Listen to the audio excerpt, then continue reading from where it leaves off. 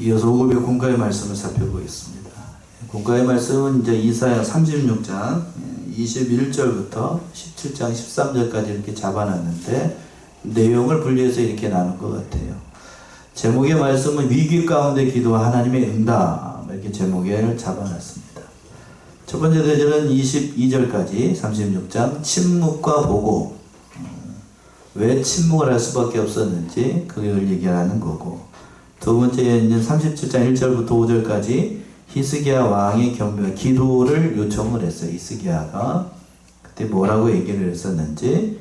그리고 이제 세 번째가 6절부터 7절 이사야를 통한 하나님의 응답, 하나님께서 히스기야의 기도 요청을 들으시고 이사야를 통해서 응답을 하셨습니다. 그러나 이걸 알지 못하는 사내들은 계속해서 조롱을 하지요. 말씀이 8절부터 13절까지 되어 있습니다. 첫 번째 제대로 가서 침묵과 보고, 자 21절 보시면, 그러나 그들이 잠잠하여 한 말도 대답지 아니하였으니 이는 왕이 그들에게 명하여 대답지 말라 하였음이었더라. 예, 그러나 그들이 잠잠하여 한 말도 대답지 아니하였다. 요건 앞에서 사내립의 그 모사죠. 랍사게가 와가지고 히스기야와 예루살렘 백성들을 이간시키고 온갖 말로 회유하고 하나님을 비방하는 말을 듣고도 그 벙이 그것을 다 듣고 있었던 예루살렘 성 위에 있었던 사람들이 한 말도 대답을 하지 않았다는 거예요. 이거는 심리전을 폈음에도 불구하고 이스라엘 백성들이 동요하지 않고 이미 히스기야가 그 말을 했던 그 하반절에 있죠. 이는 왕이 그들에게 명한 대답하지 말라 했습니다. 이걸 누구보다도 잘 알고 있었던 히스기야가 너희는 대답하지 말라, 입을 다물라, 한마디로 대응하지 말라 라고 얘기를 했던 거예요. 결국 이 말은 이 히스기야가 신앙적으로 그 백성들을 잘 다독였고, 오전의 말씀에서도 봤잖아요. 왕이 선봉에 서서 그 모든 일을 14년 동안 했어요. 몇 년 동안 했다고요? 14년. 1절에서 그랬잖아요. 그 모든 일을 할 때에 14년이 다 지나게 됐는데 그 모든 일을 다 마치고 난 다음에 야수르가 쳐들어왔고, 그리고 난 다음에 오늘 본문의 말씀에 있는 것처럼 이 랍사게를 보내가지고 온갖 말로 비방을 할 때 대응하지 말라고 그랬어요. 그러니까 이 백성들도 그동안 히스기야를 통하여서 14년의 세월이 지나면서 왕을 따르면서 정말로 하나님 앞에 예배를 드리고 우리가 하나님 앞에 나아갈 때에 형통의 삶을 산다라는 걸 그들이 몸소 경험을 했고, 히스기야가 이렇게 권면을 하니까 히스기야의 말을 따라서 그 신앙을 지키고 그 신예를 지키고 하나님께 대한 신앙이 변늘림이 없었다는 거예요. 참 이 말씀 속에서 정말로 신앙을 지키는 것이 무엇인지, 그 지도자의 말씀을 따라서 하는 것이 얼마나 귀중하고 값된 일인지를 깨닫게 되는 거예요. 히스기야, 이제 오전 예배에서도 그렇고 제가 이제 연구를 하면서 참 귀한 사람이고 믿음의 사람이었습니다. 22절 보시면 22절. 때에 hil기야의 아들 국리 대신 엘리야김과 서기관 셈나와 아삽의 아들 사관 요아가 그 옷을 찢고 히스기야에게 나아가서 랍사게의 말을 고하니라. 예. 때에 hil기야 아들, 이 사람들 국내 대신 엘리야김, 그리고 서기관 셈나, 그리고 서기관 사관 요아, 이제 랍사게에게 나아갔던 이스라엘 예루살렘에서 파견한 특사들이죠. 외교 특사들 3명이 나갔습니다. 그러나 평화를 교섭하기 위해서 나갔지만 그 모든 일이 실패를 끝나고 예루살렘의 사절단들이 랍사게의 그 오만방자한 말을 히스기야에게 보고를 하면서 그 옷을 찢었어요. 애통한다, 애도한다, 비탄이 섞인 그런 표현인데, 예루살렘이 그 풍전되기 유가에 빠지니까 자신의 마음을, 분한 마음, 그 모든 마음 다 표현하고 옷을 찢으면서 어떻게 해야 될 것인가. 유다의 앞날이 정말 어려운 상황이 놓여 있었던 거예요. 지난주에 살펴봤던 것처럼 그 모든 예루살렘에까지 오기 전에 북쪽에 있는 이스라엘이 이미 멸망을 했고, 모든 나라들, 그 유다에 있었던 모든 성들도 40개 성이 함락이 됐다고 그러니까요. 이제 역사서에 따르게 되면 그 중요한 성들은 다 함락이 됐고, 그리고 이 사진을 보낼 때 라기스에서 사진을 보냈는데, 라기스가 예루살렘을 지키는 데 보루가 되는 아주 귀중한 성이었는데, 그 라기스마도 다 함락이 됐고, 이제 외롭게 어디만 남아 있었어요? 예루살렘 성 하나만 남아 있었던 거예요. 그 하나만 남아 있었어요. 그러니까 이제 사절단을 파견했던 것도 실패로 돌아가게 됐고, 그런 상황 앞에서 어찌할 수 없으니 하나님밖에는 도울 길이 없으니까 자신의 옷을 찢으면서 표현을 했던 거지요. 히스기야도 역시 마찬가지야. 그 말을 듣고 1절 보시면 30절 1절, 히스기야 왕이 듣고 그 옷을 찢고 붉은 베를 입고 여호와의 전으로 갔고. 히스기야도 역시 마찬가지예요. 사절단이 같이 옷을 찢고 하나님 앞에서 통회하는 마음으로 나아갈 때에 히스기야도 왕의 신분이었지만 그 옷을 찢고 뭐를 입었다고 되어 있어요? 굵은 베옷을 입었습니다. 우리로 얘기한다라고 하면 상이 났을 때에 삼배옷을 입는 것처럼, 그 노란 삼배옷 아시죠? 그 베옷을 입었습니다. 초상날에 입는 것인데 그 말 그대로 초상이 난 거죠. 이스라엘 입장에서 봤을 때에는 하나님의 도우심이 없으면 누구도 살아날 수 없는, 어떠한 방법을 통해, 인간적인 방법을 통해서는 도저히 살아날 수 없는 그러한 냉정한 현실 앞에서 히스기야가 굵은 베옷을 입고, 그리고 중요한 사실은 여호와의 전으로 올라갔어요. 그러니까 여기서 중요한 거예요. 다른 사람들하고 히스기야와 근본적인 차이는 뭔가? 굵은 베옷을 입고 어디로 올라갔다고? 여호와의 전으로 올라갔다라고 하는 거예요. 비통한 마음으로 하나님의 전에 올라가서 하나님 앞에 먼저 기도로 이 모든 방법을 이겨나갈 수 있도록 하기 위해서, 국가적인 위기 앞에서 지도자였던, 신앙의 지도자였던 이 히스기야가 하나님 전에 올라갔다라고 하는 건 너무나도 귀한 거예요. 다른 인간적인 방법을 동원하지 않고, 물론 이 일이 있기 전에 1차로 이제 사절단은 여기서는 얘기 나오지 않습니다만, 1차로 막을 때에 사절임이 쳐들어왔을 때에 그런 인간적인 방법을 쓴 건 사실이에요. 곳간에 있는 그 모든 것을 다 벗겨가지고 주고, 또 심지어는 성전에서 있었던 뭘 벗겨가지고, 금을 다 벗겨가지고 이 사내립한테 줬어요. 그러나 그걸 받고 사내립이 돌아간 게 아니고 오히려 더 기세가 등등해져가지고 믿을 거 믿었어야지. 그게 실패로 돌아가게 되니까 다른 방법으로는 이스라엘을 살릴 수가 없다, 예루살렘을 살릴 수가 없다는 것을 히스기야가 깨닫고 하나님 앞에 나아갔던 거예요. 하나님 앞에 해결 방법이 하나님께 있다는 사실을 알고, 이건 그의 아버지가 하나님을 구하지 않은 것과는 극명한 대조를 이루는 거예요. 잘 아시죠? 이사야 7장 한번 가봅시다. 이사야 7장 10절에서부터 14절. 너무 잘 아는 말씀이잖아요. 이사야 7장 10절에서부터 14절. 여호와께서 또 아하스에게 일러 가라사대, 너는 내 하나님 여호와께 한 징조를 구하되 깊은 데서든지 높은 데서든지 구하라. 아하스가 가로되 나는 구하지 아니하겠나이다. 나는 여호와를 시험치 아니하겠나이다 한지라. 이사야가 가로되 다윗의 집이여 청컨대 들을지어다. 너희가 사람을 괴롭게 하고 그것을 작은 일로 여겨서 또 나의 하나님을 괴로우시게 하려느냐.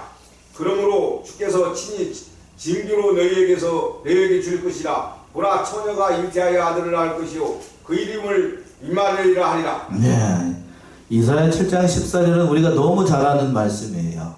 그러므로 주께서 친히의 징조로 너희에게 주실 것이다. 보라, 처녀가 잉태하여 뭘 낳는다고요?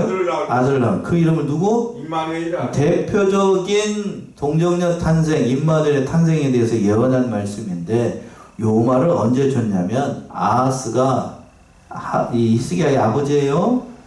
아람과 북쪽에 있는 그 에브라임이 연합을 해가지고 이 예루살렘 남쪽에 있는 유다를 쳐들어오는 상황이에요. 그때 이 선지자가 이사야 선지자가 와가지고 하나님께 징조를 구하라, 어떤 것이든지 구하라라고 했더니 그의 히스기야의 아버지였던 아하스가 징조를 구했다고요?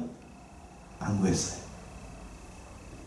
그럼 말은 12절 보시면 아하스가 그래 나는 구하지 아니하겠나이다. 나는 여호와를 뭐하지 않겠습니다.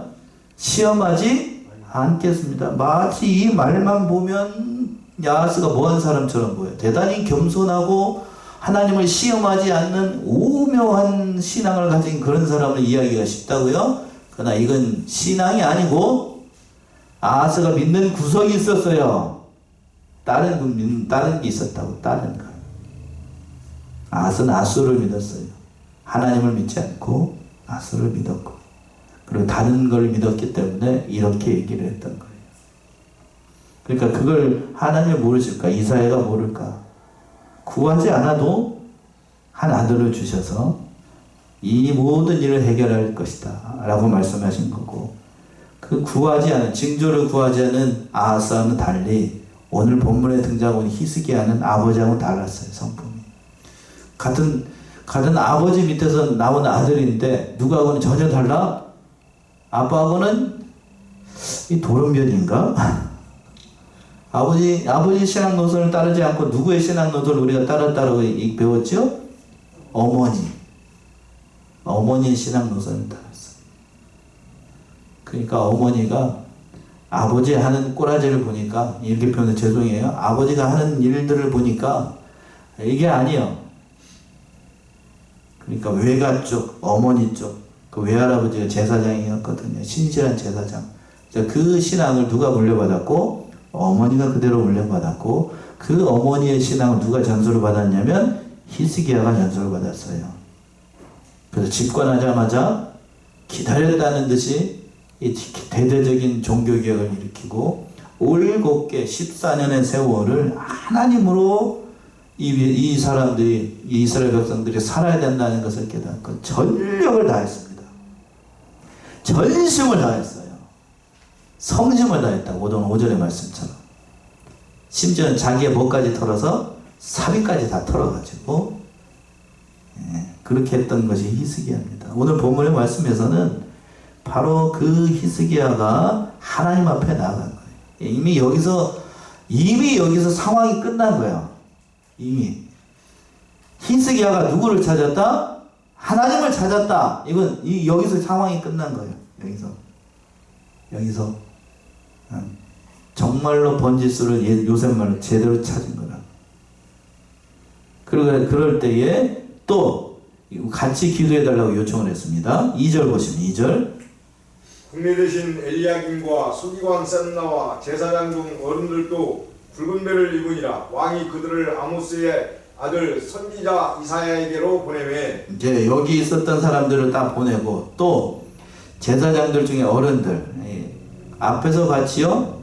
제사장들 중에 어른이라는 것은 다윗 시대 때에 24반차로 해가지고 그 제사장의 순환 근무를 하도록 한 거예요. 그걸 다 마련을 해서 히스기야 때 다시 정비를 했다고요. 그러니까 제사장 중에 어른이라는 것은 24반차를 이끌고 있는 제사장의 우두머리가 있을 거 아닙니까?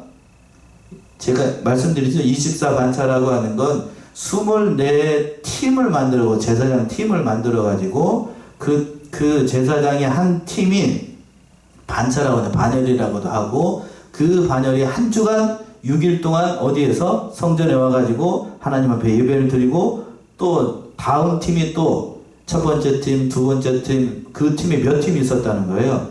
24팀이 있었어요. 왜 24팀을 만들었냐면 제사장이 하는 일이 굉장히 고됩니다. 제사장이 뭐를 하는데요? 옆에서 레위 사람들이 도와줬는데, 제사장이 하는 일은 백성들이 뭐를 가지고 오면, 번제나 화목제물이나 모든 제사에 필요한 동물들을 가지고 오면 누가 잡아요? 누가 잡아? 제사장이 직접 칼을 들고 그 양을 잡아야 돼요. 각을 뜨고 하는 일을 누가 다? 제사장들이 해야 돼요. 여러분 닭 잡아보셨어요? 예? 우리 사모님 닭 잡아보셨어? 닭 잡기도 쉽지 않은, 제가 닭을 한번 잡아봤는데 닭 숨 넘어갈 때 제가 이 목을 비틀어서 해봤는데 닭 잡는 것도 쉽지 않아요. 그런데 뭐를 잡고? 양을 잡고 또 뭐를 잡아야 돼? 소를 잡아야 돼. 6월절을 지킬 때에는 히스기야가 드렸던 수송아지만 1000마리였고 양이 몇 마리라고 그랬죠? 7,000마리라고 그랬습니다. 그걸 잡는다고 생각하면 제사장이 쉽지 않은 일입니다. 그걸 이제 이 제사장이 다 해야 돼요. 그래서 제사장의 일은 굉장히 고된 일이었기 때문에 나이가 그냥 성인이 됐다라고 막 시킬 수가 없었어요. 그래서 제사장의 일을 할 수 있는 건 20살이 아니고 몇 살이 되어야 30이 되어야 제사장이 일을 할 수 있었어요. 그래서 제사장은 30에서부터 몇 살까지? 50살까지 직무를 수행하도록 했어요. 근데 레위 사람들 옆에서 도와주니까 20살 때부터 했었고. 그때 왜 50살까지 했는가? 저는 그러면 이미 정령이 지난 거예요. 이미 정령이 지났어요. 왜 그랬을까요? 일이 너무 힘들고 50이 넘어가게 되면 그들도 사람이기 때문에 쉬어야 됩니다. 그래서 50까지만 하도록 했어요. 하나님께서 그러니까 이 하나님의 일을 감당을 할 때에 너무 무리하게 요구를 하시지 않은 거라고요. 그리고 반차를 몇 개를 만들었다고요? 24개의 팀을 만들었어. 한 주간 동안 올라와가지고 성전에 올라와가지고 이 고된 일을 하게 되면 자그마치 정확히 따지면은 대략 따지게 되면 몇 얼마를 쉬게끔 하셨냐면 그 팀이 6개월을 쉬도록 한 거예요. 우리 하나님 대단하죠. 예. 한 주간 이걸 일을 하게 되면 안 돼, 그만해. 너희들 너무 많이 피를 너무 많이 흘렸어. 그러니까 얼마를 쉬게끔 저 내려가가지고 안가에 내려가가지고 힐링하도록 해. 그러면서 6개월 지나고 난 다음에 다시 오고 또 다시 오는 거예요. 이게 1년에 약 2번 24개니까 1년 52주니까요. 그러면 48번 하고 한 번을 이제 몇 년 지나면 하게 되는 거죠. 그 일을 했던 겁니다. 하나님께서 그렇게 일을 하게 하셨고 제사장의 직무를 그렇게 맡도록 맡기셨던 그 일을 지금 누가 정비를 했냐면 히스기야가 이 모든 일을 정비하도록 했던 겁니다. 그래서 그 제사장의 어른이라고 하는 그 말씀을 많이 났는데 그 무리를 이끌고 있는 그 사람들도 이스라엘 반차를 이끌었던 제사장들이 다 굵은 배를 입었다라는 뜻이에요. 그래서 그들이 이사야 선지자에게 가가지고 또 기도를 요청을 합니다. 3절의 말씀이죠. 본문 돌아서 3절. 그들이 이사야에게 이르되 히스기야의 말씀에 오늘은 환난과 책벌과 능력의 날이라 아이를 낳으려 하나 해산할 힘이 없음같도다. 예. 그러면서 히스기야의 말을 그들에게 전한 겁니다. 이사야에게 이르되 히스기야의 말씀에 오늘은 무슨 날? 환난과 책벌과 능력의 날이다. 히스기야의 비통한 심정을 얘기를 하는 거죠. 환난의 날이다. 환난의 날. 말 그대로 환난의 날이죠. 예루살렘 성만 외로이 남아있고 우리의 힘으로는 이 대문을 막을 수 없는 엄청난 국가적인 환난의 날이라는 거고 또 두 번째는 책벌의 날이라는 책벌은 징벌의 날이라는 얘기인데 히스기야가 무려 몇 년 동안 앞에서 나왔어요. 지난주에 살펴봤던 몇 년 동안 무려 14년 동안 올곧게 이스라엘 백성들을 하나님 품으로 돌아오려고 애를 썼지만 그 백성들 그 조상들과 그의 모든 일 그 조상들이 했던 모든 일들이 하나님 앞에 불충스럽고 불효한 죄였기 때문에 하나님의 징계가 임하는 그런 날이라고 하는 거예요. 아무리 히스기야가 애를 쓰고 또 모든 일을 다 하나님 앞에 돌이키려고 애를 썼다고 할지라도 하나님의 징계에는 피할 수 없었다는 거예요. 철저하게 죄를 회개하고 하나님께 돌아왔어도 하나님께서 예정하신 그 모든 징벌과 책벌은 피할 수 없다는 의미도 담겨 있습니다. 마지막 세 번째 능력이다. 하나님의 이름이 존귀하신 하나님의 이름이 저 하나님을 모르는 이방 랍사게를 통하여서 하나님의 존귀하신 이름이 능력을 받는 아주 치욕스러운 날이라는 얘기예요. 마지막 하반절에 있죠. 아이를 낳으려 하나 뭐 할 힘이 없다고요? 해산할 힘이 없다. 국가적인 재난을 만나고 우리 힘으로는 이걸 막아낼 수 있는 방법이 없다. 한마디로 사면초가의 상태에 빠져 있어서 나는 아무것도 할 수 없고 오직 하나님께서 도우셔야만 이 어려운 상황을 이겨나갈 수 있다. 히스기야의 간절한 마음을 담아서 이렇게 얘기를 했던 거예요. 그리고 또 4절의 말씀이 참 기가 막힌 거예요. 히스기야의 신앙이 단적으로 보여준 대목인데 4절 보시면 당신의 하나님 여호와께서 랍사게의 말을 들으셨을 것이라. 그가 그 주 아수르 왕의 보냄을 받고 사시는 하나님을 해방하였은즉 당신의 하나님 여호와께서 혹시 그 말에 전책하실까 하노라. 그런즉 바라건대 당신은 이 남아있는 자를 위하여 기도하라 하시더이다. 예, 히스기야가 여기 있는 사람들을 보내면서 하는 말이 4절의 말씀이 신앙 고백인데, 자 보세요. 당신의 하나님 여호와께서 랍사게 하는 말을 들으셨을 것이라. 자 여기서 하나님을 부를 때에 나의 하나님이 아니고 뭐라고 불렀습니까? 당신의 하나님. 그리고 또 그 하반절에서 여호와께서 랍사게의 말을 어떻게 했을 것이다? 들으셨을 것이다. 이 말을 보게 되면 히스기야가 하나님의 전지하심을 확신하지 못했거나, 또는 히스기야가 하나님을 누구의 하나님으로? 나의 하나님으로 믿지 못하는 그러한 신앙으로 고백한 것처럼 표면적으로는 그렇게 보입니다. 그러나 그런 뜻으로 히스기야가 했던 게 아니에요. 우리가 오전에서도 살펴봤고 히스기야의 그동안 했던 모든 일을 봤을 때에 하나님께서 나의 하나님이라는 믿음이 흔들려서 히스기야가 이렇게 얘기한 게 아니고, 이건 전적으로 히스기야의 뭐를 얘기를 하는 거냐면 겸손과 하나님 앞에서 자신의 부족을 그대로 나타내는 거예요. 무슨 얘기인가 하면 그동안 히스기야가 이 백성들을 하나님 품으로 돌아오기 위해서 14년을 올곧게 살았지만, 그러나 그러한 모든 것들도 누구의 진노를 풀 수가 없었다? 하나님의 그 모든 것을 풀 수가 없었다. 자신의 뭐를 느꼈냐면 한계, 인간으로서 느껴야 될 부족. 나는 할 수 없고 오직 누가? 하나님만이 할 수 있다.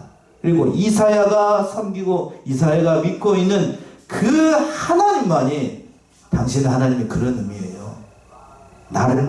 나로서는 부족하고 오직 당신이 섬기고 선지자, 그 영적인 질서를 먼저 안 거예요.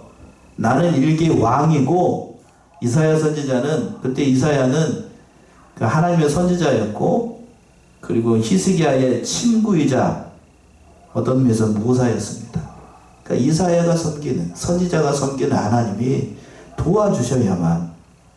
도와주셔야만 이 모든 일을 해결할 수 있다는 사실을 깨닫고 히스기야가 이렇게 얘기하는 거예요. 그 하반절에서 보였죠. 그가 그 주 아수르 왕을 보냄을 받고 누구를 해방을 했다고요?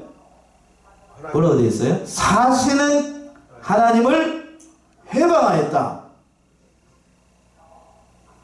여기서 중요한 거는 살아계신 하나님의 이름을 해방을 했다. 히스기야가 이렇게 얘기를 했어요. 죽어있는 하나님이 아니고 어떻게 계신 하나님? 살아계신 하나님. 여기서도 이미 신앙이 드러나잖아요. 당신의 하나님은 살아계신 하나님입니다. 그 하나님이 지금 이름이 회방을 받았습니다. 그러니 말할 건데 그 하반절에 당신은 이 남은 자들을 위하여 뭐하라? 기도해달라. 히스기야가 이렇게 이사야에게 기도를 요청한 게 잘한 거예요? 잘못한 거예요? 잘한 거지요. 자기 혼자만 감당할 수 없고 기도의 모든 동역자들이 함께 기도하기를 요청하는 건 히스기야가 얼마나 하나님 편에서 애를 썼는가, 주의 종인가, 하나님을 신실하게 믿는 하나님의 사람인가를 단적으로 보여준다고요. 그렇게 나아갔습니다. 5절 보시면 또 5절, 이와 같이 히스기야 왕의 신하들이 이사야에게 나아가매, 이와 같이 히스기야의 왕들의 신하들이 이사야에게 나갔어요. 이와 같이 나갔다는 얘기는 히스기야와 같은 마음으로 그 밑에 있는 모든 사람들이 누구에게 나갔다? 이사야에게 나갔다. 이사야에게 나갔다는 얘기는 누구에게 나갔다는 얘기예요?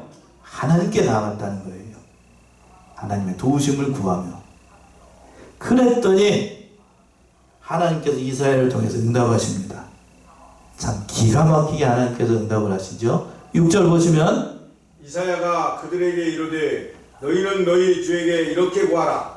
여호와께서 말씀하시되 너희의 들은 바 아수르 왕의 종들이 나를 능욕한 말을 인하여 두려워 말라. 자, 우리 6절 그리고 뒤에서 7절 우리 같이 합독 합시다. 먼저 6절 시작. 이사야가 그들에게 이르되 너희는 너희 주에게 이렇게 구하라. 여호와께서 말씀하시되 너희 들은 바 아스르 왕의 종들이 나를 능욕한 말을 인하여 두려워 말라.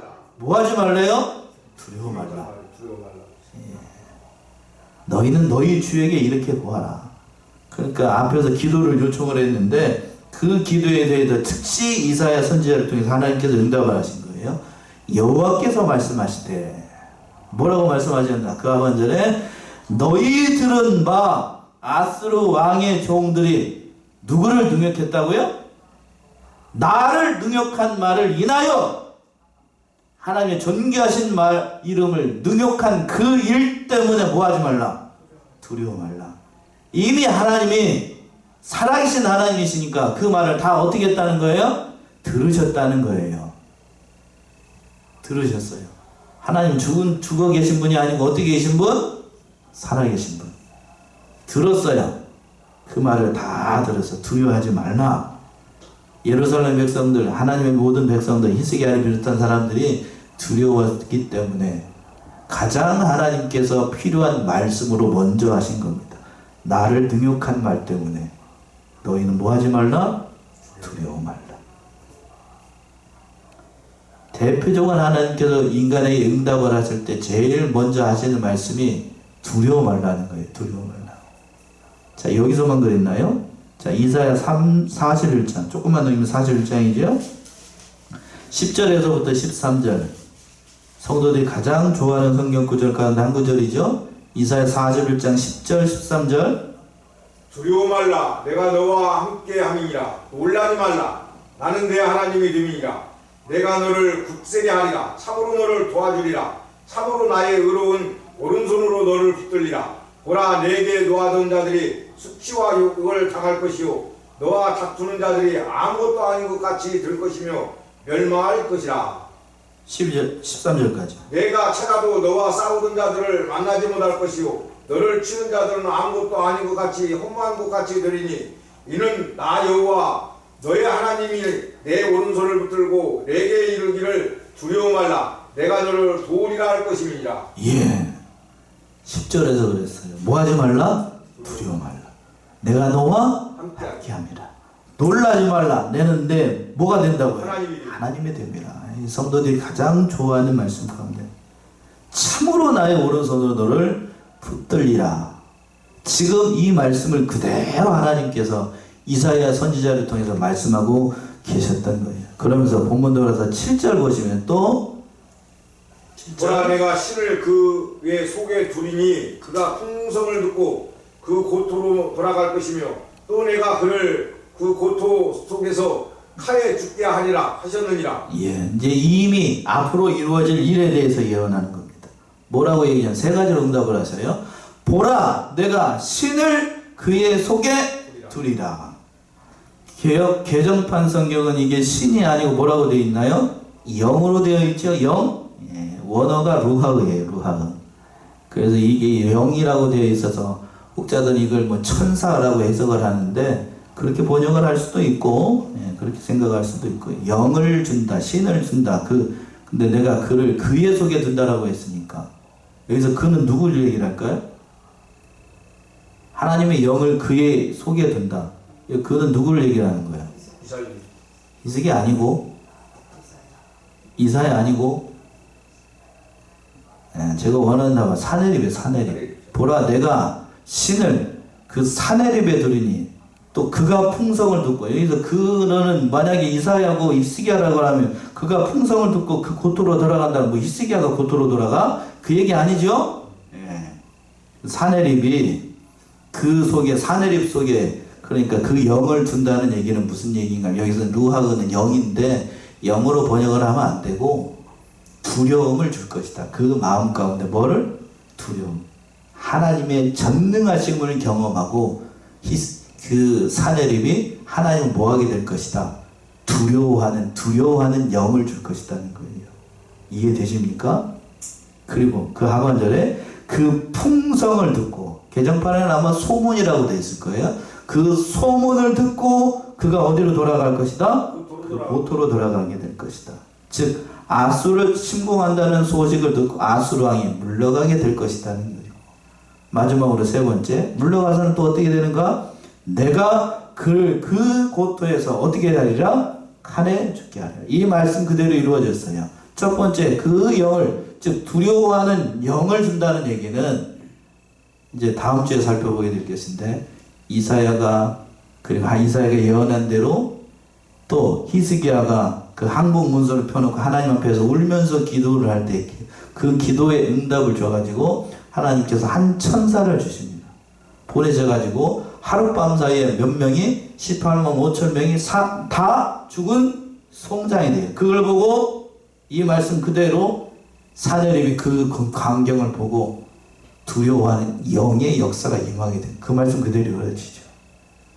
그리고 그것을 보고 그 소문을 듣고 마침 또 그 반란이 일어나가지고 다른 곳이 쳐들어왔다는 소문을 듣고 아수르군이 회군을 하게 됩니다. 회군을 했는데 전쟁에서 패했으니까 그걸 바라보고 있었던, 그걸 옆에서 지켜보고 있었던 사내립의 두 아들이 누구를? 자기 아버지를 뭘로? 칼로 죽여버려. 모반이 일어나는 거죠. 모반이 일어났는데 자기 아들에 의해서 신을 섬기다가 결국에는 죽게 돼요. 그렇게 되는 하나님의 엄청난 그 말씀대로 이루어지게 됐던 겁니다. 그러나 이 말씀에도 불구하고 8절에서부터 13절까지 보시게 되면 사내립은 그 사자를 보내가지고 계속해서 조롱을 하게 되죠. 8절까지 보시면, 8절 보시면. 랍사게가 아수르 왕이 라기스를 떠났다함을 듣고 돌아가다가 그 왕이 림나치는 것을 만나니라. 예, 랍사게가 아수르 왕이 라기스를 떠났다함을 듣고 돌아가다가 그 왕이 림나치는 것을 만나니라. 이제 이게 뭔 얘기인가 하면 이제 뒤에 이제 9절을 먼저 봐야 이 말이 이해가 돼요. 9절 보시면 그때 아수르 왕이 구스 왕 디르하게아의 일에 대하여 들은즉 이르기를 그가 나와서 왕과 싸우려 한다 하는지라. 이 말을 듣고 사자들을 히스기야에게 보내며 가르되. 예, 9절이 먼저 이해가 돼야 왜 8절에 일이 있는지를 알게 됩니다.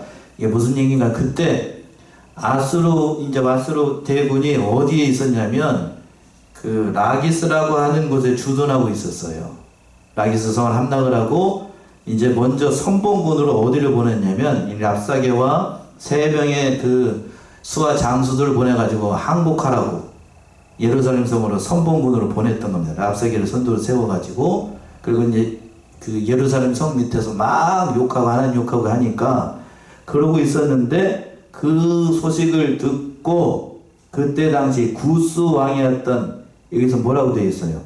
디르 하가라고 되어 있죠? 예, 이 사람이 그 쳐들어 오게 되는 거예요. 블레셋의 원조를 응해가지고, 유다의 원조를 응해가지고, 그때 당시 애굽은 남쪽에 있는 그 구스가 그 실질적인 통치권을 얻어가지고 전 애굽을 통일을 해가지고 이 구스라고 하는 나라가 누비아 왕조라고 하는 왕조를 만들어가지고 통치하던 때였습니다. 그리고 이 여기에 나오는 디르하가라고 하는 사람은 왕자예요. 왕자. 다음 왕자라고요. 이 왕자가 공을 세우기 위해서 아버지의 신임을 받아가지고 승인을 받아가지고 이스라엘 그리고 남쪽에 있는 블레셋을 원조하기 위해서 왔습니다. 싸움의 결과가 어떻게 됐을 것 같습니까? 한 방에 박살이 나요. 누구한테? 사내립한테.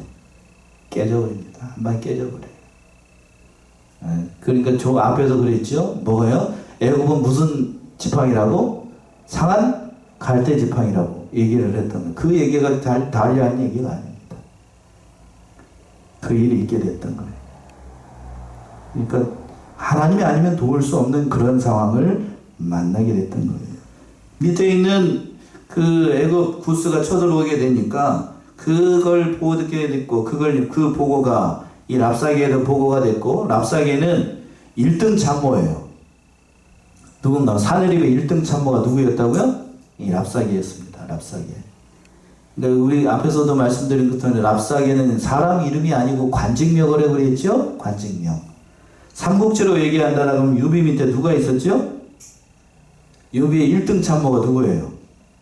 제갈 공명이었죠. 이 사내립 입장에서 봤을 때의 랍사게는 제갈 공명인 거예요. 조조로 얘기한다라 그러면 누구? 사마이였던 겁니다. 사마이.